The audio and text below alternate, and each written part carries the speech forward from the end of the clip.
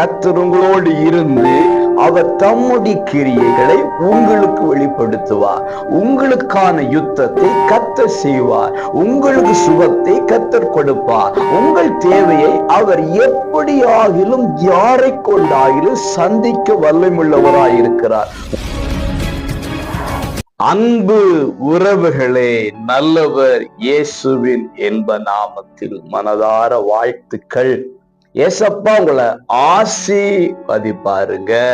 சகரியா 8:23 தேவன் உங்களோடு இருக்கிறார் என்று கேள்விப்பட்டோம். அப்படியானால் பிறருடைய காதுகளிலே தேவன் நம்மோடு இருக்கிறார் என்று கேள்விப்படுகிற விதத்தில் தேவனுடைய கிரியைகள் நம்முடைய வாழ்க்கையில் இது முதல் கொண்டு பயங்கரமாக இருக்க போகிறது. நீங்க விசுவாசிக்கிறீங்களா? இது வரைக்கும் என்கிட்ட யாருமே வந்து தேவன் உன்னோடு இருக்கிறார், தேவன் உனக்கு அற்புதம் செய்தார், தேவன் உன்னை விசாரிக்கிறார், தேவன் உனக்காக எல்லாவற்றையும் செய்தார் என்றெல்லாம் எங்கள் காது கேட்டுச்சுன்னு யாருமே உங்களை பார்த்து சொல்லாம இருக்கலாம். ஆனா இனிமே சொல்ல போறாங்க.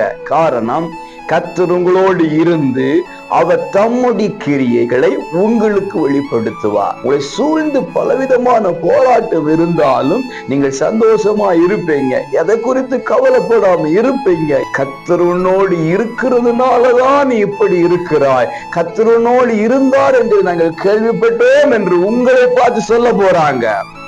அப்படி கர்த்தர் உங்களோடு இருந்து உங்களுக்காக பயங்கரமான கிரியைகளை செய்கிற காலங்கள் வந்துவிட்டது. இந்த நாள் அதன் துவக்க நாளாக மாறட்டும். God bless you.